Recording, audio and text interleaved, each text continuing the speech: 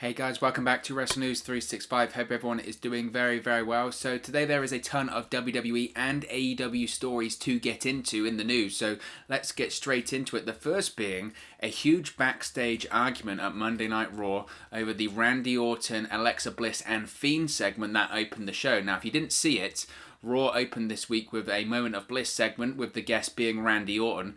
But it took a very strange twist when Randy Orton then got into the head of the Fiend. With the Fiend getting in the head of Randy Orton for several weeks, Randy Orton started to get in the head of the Fiend. So what happened? Wow. Randy Orton confronted Alexa Bliss. The lights went out to signal that the Fiend was going to make an appearance. But when the lights came back on, we then saw that Alexa Bliss was in the arms of Randy Orton. And the Fiend was essentially pleading to give Alexa Bliss back to the Fiend. And Randy Orton talked about trying to get in the head of Bray Wyatt, trying to play mind games with Bray Wyatt. And a lot of people were talking about the segment. People called it bizarre, strange. A lot of people critiqued it, saying that Alexa Bliss wasn't struggling or it was an odd segment. Nevertheless, that confusion, that criticism kind of is replicated backstage, because a report by PW Insider has revealed that several backstage notes about last night's episode of Raw, or Monday's episode of Raw. It has been revealed that the opening segment was, quote, 100% Vince McMahon's vision. It was additionally reported that several people backstage argued against the Raw segment. They felt it was weak and it needed a lot of work before it aired. There were calls for the segment to be overhauled, but it's nearly impossible, of course, to overrule the WWE chairman himself, Vince McMahon. Now, it was also added that WWE had enforced an important new edict regarding time cues during the broadcasts. The report states that several superstars were pulled up for going over the prescribed time slot at Survivor Series and the shows that have followed. The segment's extended time limit has also led to producers facing some degree of heat if their segment has gone over time. So it was that's an interesting story to me when it comes to the fact that there was lots of backstage argument, people suggesting that they wanted to see a different version of what transpired, or they wanted to have different versions of that segment on Monday night. Personally, I didn't think it was a horrendous segment. I didn't think it was a bad segment. I thought it was an interesting segment. I enjoyed it. I like the developing story with Alexa Bliss, Bray Wyatt and Randy Orton. I like that Randy Orton is trying to play mind games with the Fiend. As I mentioned yesterday when we did the news story, to me, the entire segment came off as a way to ensure that everyone knew that the Fiend, Bray Wyatt, is a babyface going forward. Now, I felt that this has been the case since the summer, since he had his feud with Braun Strowman, since the Fiend had the feud with Braun Strowman. I felt that that was a double turn. Braun Strowman was a heel, Bray Wyatt was a babyface. I guess some people were still confused, and especially in this feud now with Randy Orton. Randy Orton's a heel. Is the Fiend a heel or a babyface? It's obvious because of Monday's segment that he was a babyface, or he is a babyface going forward. So I didn't think it was horrendous. I didn't think it needed massive overhaul. The news about the time cues is interesting. That's just the thing, to be honest, in pro wrestling. It's not necessarily been as bad in WWE over the years because they are strict with the time cues. They have multiple people in the gorilla position, timing out shows or sending notifications to referees, producers, whoever in the ring to say, time's up, you need to wrap it up, even if it's the case of Vince McMahon pulling on the ear famously in that segment in 2001. Nevertheless, the time cues one is interesting because I just don't think anyone, quite frankly, would have the balls to go that far, to go over their time, whether it's promos or whether it's in the ring. I know the adage is it's live TV, we can kind of do what we want, we can ask for forgiveness instead of permission. That is interesting. But going back to the segment with Alexa Bliss and Randy Orton, this is no real new news, essentially, here, that Vince McMahon wanted to do one thing, writers and producers, etc., maybe even talent wanted to do another. But at the end of the day, I've said this a million times, it's Vince McMahon's playbox. These are all Vince McMahon's toys. Pat Patterson said it before, it's Vince McMahon's ice cream shop. You might want to have chocolate, but he wants to have vanilla. That's it. That is it. Vince McMahon's, it's the final call with everything in WWE, not just creative, not just the product we see on TV. Everything in that company comes down to Vince McMahon's approval. So the fact that some people are complaining that they wanted to have different versions, and there was a huge backstage argument with several people going, we want to see this a different way. I mean, I don't know how much of the product that we saw on Monday was Vince McMahon's decision. According to the report, it's 100% Vince McMahon's vision. I criticize Vince McMahon for a lot of things. Trust me, there's a lot of material there. I didn't think it was a bad segment. I think there was obviously, like with any segment, there's things you could nitpick and there's things you could change. Nevertheless, I thought it was a fine segment, and I like the story. Bray Wyatt and Alexa Bliss continue to be the best thing about Monday Night Raw. I think Randy Orton, despite the losses over the last 3 or 4 months, is still a major player on the show, and it always will be. But I think his character it's got a different dynamic to it right now. So it was an interesting story. Every time you see that there's a backstage argument or there's someone, blew up at each other backstage, it's going to make the news. But I felt that it was kind of, it's almost a non-story. Vince McMahon decides what he wants in his company. Who would know? Who would believe that, right? It's obviously it's one of those things. Another story I wanted to talk about was these creative changes. Now, yesterday we reported on that there was backstage chaos, they said, at Monday Night Raw during the live event on Monday. Basically, the backstage chaos was that the script for Monday Night Raw wasn't finalized until 25 minutes before the show goes on the air. As I mentioned, it's a Groundhog Day storyline because it feels like we see that report, we see that bit of news every single week, especially with Monday Night Raw now. We've been seeing it for years when it comes to Vince McMahon changing the script, rewriting stuff, ripping up the script an hour before the show. We've even heard reports of before that while the first hour of Monday Night Raw is on the air, the second and third hour are being rewritten, or it's kind of being made up as they go along on the fly. It's hilarious because WCW back in the day got highly criticized for this, right? It was chaos backstage chaos. The Monday Nitros famously or infamously were chaos and no one knew what was going on, and you were kind of given your promo and then shoved out of the curtain and said, make it up as you go along. And Monday Night Raw is exactly the same. WWE is exactly the same. I find that funny. Nevertheless, this might go to explain why all the chaos has been taking place the last couple of weeks, especially on Monday Night Raw, because it looks like the creative change or the creative direction to Monday Night Raw has felt off. This appears to be due to the injury of Braun Strowman that has created a massive creative shuffle for Monday Night Raw ever since Strowman's injury. Now, of course, we reported on this before. The original plan for WWE TLC called for Drew McIntyre to defend the WWE Championship against Braun Strowman. However, Braun Strowman suffered a knee injury at Survivor Series. This meant that this match has been pulled off the table. Therefore, everything, essentially, when it comes to Raw Creative has been changed. This is according to Sean Ross Sapp over at Fightful Select. He's been told that, quote, virtually everyone at the top of the Raw roster had their creative direction changed following Survivor Series. Essentially, the injury to Braun Strowman caused this domino effect whereby plans not just for one person, but for almost everyone has been completely changed. So as I mentioned, this would explain why things have been more chaotic than usual. I say than usual because things are chaotic all the time backstage, especially on Monday Night Raw. This injury to Braun Strowman changing things creatively, this injury to Braun Strowman causing chaos backstage when it comes to the creative for several superstars, that's nothing new. This has been a story that's been going on for years. If it's not been Raw, it's been SmackDown Live when it was on the USA Network. As I mentioned yesterday, if you're the B show in WWE, Vince McMahon doesn't pay as much attention to you. Therefore, when it comes to the day of the show, he sees the script pretty much for the first time and says, that ain't what I want to do, and rips it up. And then suddenly you've got the last minute rewrites, the chaos backstage. I mentioned yesterday, the most redundant job I think in the world right now is a WWE writer, because whatever you do for 6 days a week, writing a show, whether it's Raw, SmackDown, whatever, when you spend that essentially a whole week writing the show, it's redundant because it's going to get ripped up and changed the day of the TV tapings for whatever reason. I don't know why that is just the case. It's been the case for years. So according to Sean Ross Sapp over there at Fightful, basically the backstage chaos when it comes to creative at the moment is attributed to Braun Strowman's injury, his knee injury, which is going to keep him out of TLC and that scheduled match against Drew McIntyre for the WWE Championship. Because of that, we've got AJ Styles versus Drew McIntyre now, which I'm very happy with. I think it's a better match. Absolutely, it's a better match, and it's a better drawing match as well. So I really don't have a problem with that. But hopefully, WWE can kind of get their ship in order when it comes to WrestleMania. Of course, after TLC, then we're starting on the road to the Royal Rumble, WrestleMania, and all of that fun. So hopefully WWE have some plans in store for that. Hopefully they have a clear direction. I highly doubt it, because that's what WWE does. Clear direction in WWE hasn't happened for a long time. So don't expect any miracles when it comes to clear direction in WWE. Nevertheless, that's basically apparently the reason why there's been this chaos backstage because of Braun Strowman's injury. I'm sure the chaos will continue when Braun Strowman is completely healthy as well.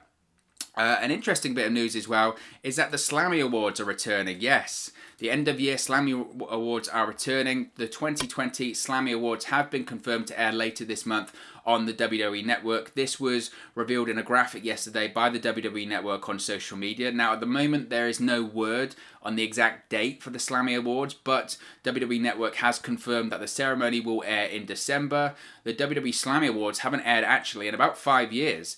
Since basically 2018-2019, WWE has aired the year-end awards instead, but hasn't called them the Slammys. As I mentioned, the actual Slammys themselves haven't taken place till 2015. This is in addition to a bunch of new content going up on the WWE Network in December. This includes WWE Champion Drew McIntyre's Drew and A with Matthew McConaughey. We've got War Games, NXT TakeOver War Games, which is this weekend. We've got WWE 24 Keith Lee documentary this weekend. We've got the Day of Survivor Series 2020. We've got WWE Untold Bill Goldberg Streak. WWE Break It Down with Asuka. A first look at the WWE Icons docuseries premiering in 2021. That's involving the likes of the British Bulldog and Yokozuna. We've got a Broken Skull Sessions with Steve Austin and WWE Champion Drew McIntyre. Of course, we've got WWE TLC happening on December 20th. The WWE 2020 Slammy Awards, the 10 best matches of 2020, and a WWE Superstar Gaming Series. I wonder if that's going to take place on Twitch, right? Imagine that takes place on Twitch. Regarding, though, the Slammys coming back, I'm excited. I love the Slammys, right? Who doesn't love the Slammys? I used to love the Slammys way back when they did them in the 90s. I enjoyed them when they had a bit of a return in the mid 2000s. Was it late 2000s, early 2010s? That period of time, the Slammys were a staple. It was a Monday Night Raw, usually a 3-hour Raw.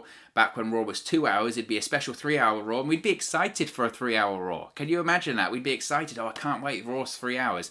Now, every single week that Raw's 3 hours, you want to rip your hair out. But when it was about the Slammys, it was very exciting. I enjoy the Slammys. I think the Slammys is a great way to tell a story. Remember the Undertaker versus Shawn Michaels, WrestleMania 26? That whole story kicked off, or sort of returned, at the Slammy Awards in 2009, wasn't it? Obviously, they had the match at WrestleMania 25 back in 2009. And at the end of the year, Shawn Michaels and The Undertaker win Match of the Year at the Slammy Awards. And then Shawn Michaels calls out The Undertaker, and it kicks off the story of what would be Shawn Michaels' retirement against The Undertaker at WrestleMania 26. That's how useful and important the Slammys can be. So that's why I'm excited to see them return. Now, will we have massive angles at the show? I doubt it. It's on the WWE Network.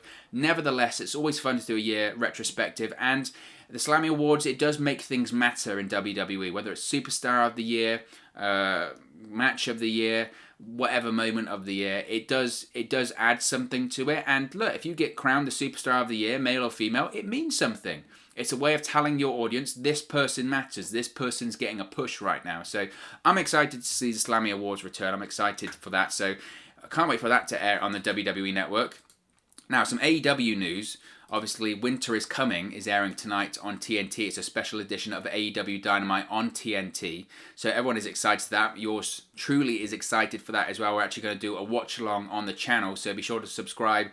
The link for the watch-along is already up on the channel. So just go to the channel, set yourself a reminder, and you'll be notified when we go live on the air tonight to watch Dynamite. But Tony Khan, in hyping up this Winter is Coming special edition of Dynamite, has been doing a bit of media. There was a media call yesterday, which I guess certain journalists were left off the media call for whatever reason, and that caused a controversy online. Like it matters. Like it matters.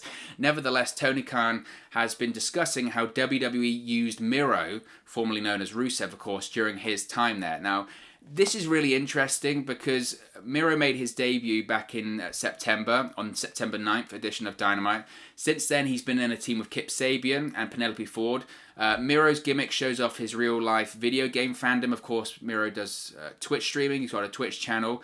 But it hasn't actually received, I guess, the best feedback from fans or the most positive feedback from fans. People expected Miro to do more. I think I'm with that. I probably expected Miro to do more, and people expected Miro to go straight into the main event as soon as he arrived. But Tony Khan has reassured everyone that Miro will be a big star in AEW. He said, quote, "Miro is going to be a big star here. It's really hard for people to come into AEW when you have a ranking system unless they come in at the start of a new year cycle." and I didn't want to wait until January to bring Miro in. Brian Cage was the exception because Brian Cage, I booked him, he came in, I signed Brian Cage in January and he came in. I was going to do the casino ladder match and Brian would be a surprise and we would build up Brian getting a title shot and build up a record for Brian before we did Moxley versus Brian Cage. But I can't do that for everyone and I wasn't going to do it again, so I just couldn't put Miro in the main event with no record and history here. But to reassure everyone once again, Tony Khan has said that Miro is working with some of the best people in AEW, the best friends and Orange Cassidy, as he builds up his status in the company. He said, quote, "So he's got to build up and build a story, but he's working with some of the top people in AEW, some of the people I regard as the top people, with the best friends and now Orange Cassidy in the story. And so we have great stuff going on at the top of the card, and I just couldn't cast everyone aside. John Moxley and Kenny Omega, Chris Jericho and MJF, Cody and Darby, Ricky Starks and Brian Cage. We have Will Hobbs moving up now, Hangman. There's so many great things going on in AEW, and Miro is now going to be a huge part of AEW too, but just like everyone else, he has to win matches and get involved in stories." Now, this is where it gets interesting. We'll come back to the comments he made there, but this is where it gets really interesting because Tony Khan then started to talk about how AEW essentially needs to rehabilitate Miro and his character after the way that he was used towards the end of his WWE run. Khan said, "The Miro we're seeing now is the Miro that he knows." Khan said, quote, "Whether people know it or not, we're recontextualizing Miro. I don't know what Miro was supposed to be before he came to AEW. I don't understand what he represented. And I think most of the great characters in wrestling have some element of their personality, where they bring themselves into it. And the Miro you're seeing now is the person I know." Now, he's also said, this is, again, he acknowledged the negative criticism from the fans on social media and said, "I'm just kind of rebuilding him, to be honest with you. I thought he got beat up so badly in WWE. I saw some jackass on Twitter was like, this is the guy that drove a tank at WrestleMania and now he's doing this." And I'm like, yeah, and then he got kicked in the nuts and treated like, we'll have to bleep it, for years. He drove a tank out 5 years ago. That's not the guy I signed. The guy I signed has been abused for years and he's being rebuilt. So when it comes to Tony Khan's comments about Miro there, well, he's not wrong. He's not wrong about having to rebuild Miro. I don't know if AEW necessarily really needs to build Miro back up. Everyone knew the way that he was being booked in WWE. Around 2018, that WrestleMania 34 period, right, in New Orleans, Rusev Day was the hottest thing in WWE. Everyone will say it isn't. Vince McMahon will say that it wasn't. Vince McMahon was saying that the fans were chanting it ironically and they were almost mocking Rusev at the time, and it wasn't actually over. And even though Rusev Day was the highest selling shirt, it was selling the most merchandise in WWE. Vince McMahon said that's because they didn't print enough t-shirts. That's why they were selling out. I don't understand the logic there. Nevertheless, he was the hottest thing at one period of time in WWE. He was an over character and an over gimmick. I agree with Tony Khan. WWE did butcher him, especially in the last few years, whether it's a storyline with Lana and Bobby Lashley and all that kind of stuff. It was ridiculous. It was absolutely ridiculous. And Tony Khan isn't wrong in the sense that WWE did book him badly. However, I disagree with the fact that he needs to rehabilitate Miro. Everyone was excited to see him come into AEW because they thought, right, he's going to be exactly what he should be, and that's potentially a world champion, or at least going after a world champion. I think everyone expected more and everyone wants more. And I understand the point of, well, he can't just come straight in and go into the main event, because then you have people criticizing, oh, it's just another WWE guy going straight into the main event competing for the world title. I've said those things before. Everyone has said those things before. It's a difficult position for Tony Khan. But AEW doesn't need to rehabilitate Miro. Everyone knows who Miro is. Everyone knows what he can offer. I think, he doesn't have to go into the main event, but he can still be involved in big feuds.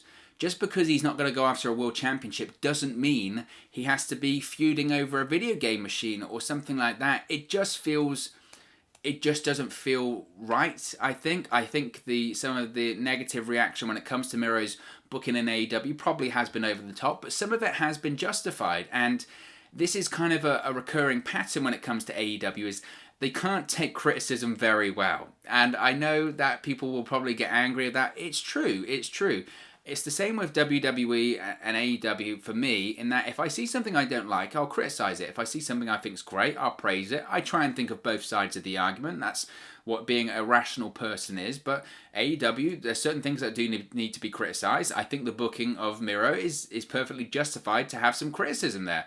Because just because he comes in Doesn't mean that, again, he's going to go straight into the main event. I understand the rationale there. Everyone's got their things booked. I understand the ranking system there, but you can still book him into a big feud. Just because he hasn't had many matches, you can book him into a feud against a top tier talent or something like that.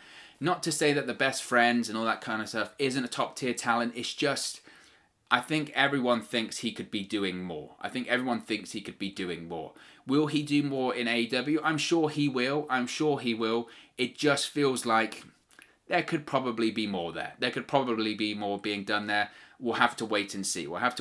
I just think people thought when he came in September, it's December now, that was 3 months ago. I think people thought in 3 months' time he would be more involved than he is now, but we'll have to wait and see.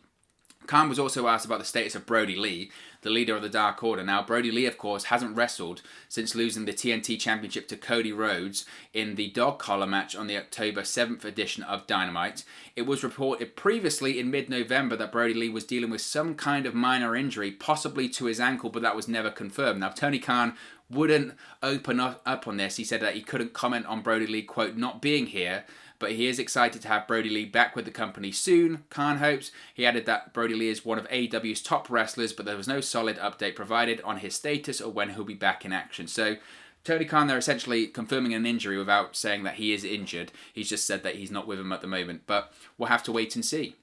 Another story I wanted to talk about was Tony Khan talking about AEW Dark and its future. Now, AEW President Tony Khan, as I mentioned on this media call yesterday, he spoke about AEW Dark and possibly introducing more championships to AEW in 2021, specifically an AEW Trios Championship. Now, the idea of AEW Trios titles was first publicly teased by Kenny Omega earlier this year during the Chris Jericho cruise. This would join the likes of Ring of Honor, New Japan, AAA as top promotions in the world that feature six-man tag team titles, essentially what they are.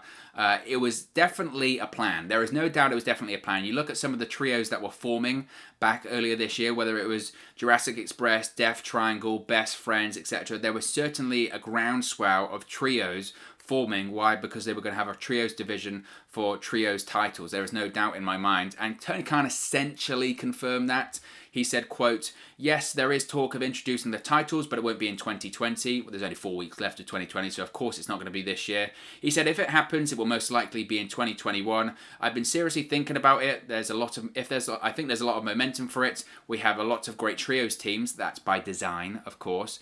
He said, quote, I would like to get through 2020. I'd like to get to Beach Break and moving towards Revolution, but I think definitely it's something on my agenda and it's something I've been talking about for a long time and thinking about.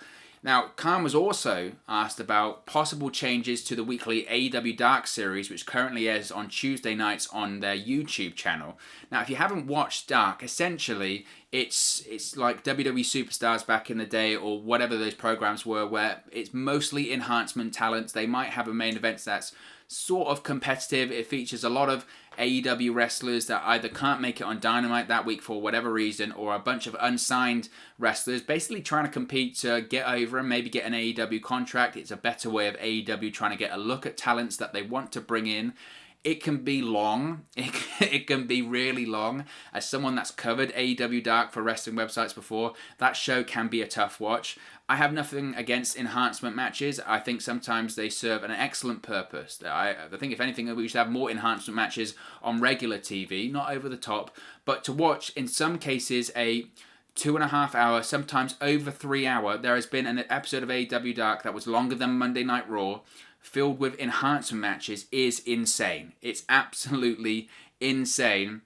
Nevertheless, Tony Khan has commented on this. Khan was asked about signing so many wrestlers and how he can add to the roster without eventually subtracting to the roster. Now, Tony Khan brought up the COVID-19 pandemic and said that there are cuts he could have and should have made, but he made the decision not to do so. He noted that Dark is becoming a valuable program and he's seriously considering splitting the show into different shows. The idea is that one would be a developmental show of sorts and the other would feature more established stars. Khan noted that he likes who AEW has added to the roster and he feels like it's really important to develop stars for the future, pointing to Will Hobbs as someone who has benefited from that. So that is a good point in the sense that any good pro wrestling company, especially a big one like AEW, look at WWE, should have a developmental program, and I think AEW Dark has kind of inadvertently turned into that. Again, if you watch an episode of AEW Dark, there is a lot of talent on there that you've probably never seen before, never heard of before. That's by design. It's AEW getting a better look at these talents. Now, as a TV show, the issue is watching 2.5 hours of that is really tough. I like the idea of splitting up Dark into a developmental program and then more of a featured program of more featured talent, because that's what you get essentially with Dark. You have maybe 3 or 4 matches at the start, which again have people you haven't really heard of, and then you get to the main event or the semi-main event, and then suddenly you get the more featured talent, so you can have some better matches in there. So I wouldn't be surprised if we see Dark split into a developmental program and then an AEW Dark or something like that. We know that a second show is coming to TNT. They've said numerous times, they being AEW and Tony Khan, that isn't going to be AEW Dark. That's going to be something different. They said by the end of the year, and it's pretty much the end of the year now. I don't think we're going to get that second show on TNT. Possibly an announcement at the end of the year. We'll have to wait and see on that. But I like the idea of AEW Dark changing slightly, because it's nothing against the show. It's just sometimes it's a difficult watch. It is a difficult watch, especially in this pandemic era, especially with the lack of fans. It's just it has been a difficult watch. So I do think there's changes that possibly do need to be made there. And finally, let's talk about Nia Jax. Let's get some people upset, because Nia Jax has spoken about her reputation of injuring talents, actually joking about it on social media after her mistimed spot on Monday Night Raw, which garnered quite a lot of attention by WWE fans. Now, she had some fun with fans on social media on Tuesday. First, she responded to a post from a fan who posted the clip of Nia Jax botching, easy for me to say, a spot on Monday Night Raw this week. During the Jax Shayna Baszler versus Lana and Asuka tag team match, Nia Jax was supposed to run through her clothesline, a clothesline attempt when Asuka ducked and then crashed to the floor when Lana held down the middle rope. Instead, Nia Jax kind of stopped and then decided to go through the ropes. It was very, very awkward. The botch got fans talking on social media, and Jax tweeted out sarcastically, I was charging at Little Jimmy, he had it coming. When one fan responded with, don't hurt Little Jimmy, Jax made light of her reputation of injuring talent. She said, quote, too late, I'm sure the dirt sheets will report that I legitimately injured Jimmy and he will be out for 6 to 8 weeks. Now, when I saw this, I just thought, why are you joking about this? Because that reputation with Nia Jax of being stiff in the ring or being unsafe in the ring, injuring people, that isn't something that is an agenda, I don't think. I think if it happened a couple of times and a couple of unfortunate times, I would have said, it's probably a bit of an agenda, people don't like her, whatever. It has happened a lot. Now, I'm not saying that Nia Jax is unsafe in the ring. I'm not saying that Nia Jax legitimately tries to hurt people, but I think I've even done a video before here on the channel. There is a pattern there. There is no doubt there is a pattern there when it comes to Nia Jax in the ring. Is she reckless? Is she unsafe? I wouldn't say so. This is what I've said a million times at this point when it comes to Nia Jax and this issue of hurting people, in the ring. It's the case that I just think sometimes she doesn't know her own strength. If you want to look at a lot of the times when she has injured people in the ring, which there have been cases, it's just a case of I don't think she knows her own strength. Whether it was Kairi Sane earlier this year throwing her into the steel steps, Kairi Sane didn't have her feet set, she threw her really hard into the steps, she cut her head. Whether it's the Becky Lynch situation when she broke her face on Monday Night Raw prior to Survivor Series in 2018, it was a shoot punch. I think it was just as much maybe Becky's fault as Nia's fault. She moved, she zigged when she zagged, that kind of deal. That mistakes happen, but I don't think Nia Jax knew her own strength. Several times when she's been hitting these power moves on Raw, it's just the case of I don't think she knows her own strength, and she sometimes can be a little bit rough in the ring. I think that's the situation. I don't think she's reckless. I don't think she's unsafe. I don't think she knows her own strength. Now, the fact that she doesn't know her own strength, does that make her unsafe? Well, that's up for you to decide.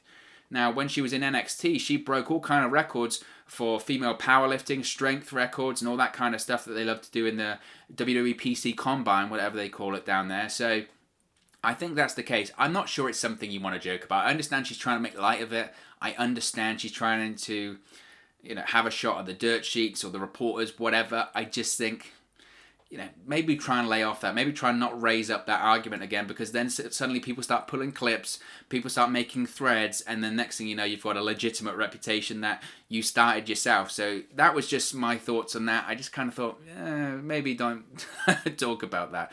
Nevertheless, as always, with these news stories, they're just one man's opinion. What are your thoughts on the news stories we presented today? Let me know your thoughts in the comment section below. I'll do my best to respond and reply to all of your comments. Really enjoy interacting with you guys, chatting about WWE, AEW, Impact, all that kind of fun stuff here on the channel. So be sure to leave a comment below. If you have enjoyed this video, please do smash a like on the like button. Really does help us out here on YouTube, go up the rankings and get into people's recommendation feeds if they haven't seen our videos previously. But most importantly, if you haven't already, please do subscribe to Wrestle News 365. You can do that by clicking the bottom right hand corner of the screen right now, or if you wait a few seconds, there'll be a subscribe button at the end of this video along with another video for you to watch. Thank you very much for watching, listening, streaming, or however you come across this video today, and I'll speak to you again very, very soon. Hey guys, thank you for watching, listening, streaming, or however you come across this video today. Be sure to click on the video on the right there to watch our next video, or click the bottom there to subscribe, or the bottom right hand corner. Thank you very much, and I'll speak to you again very soon.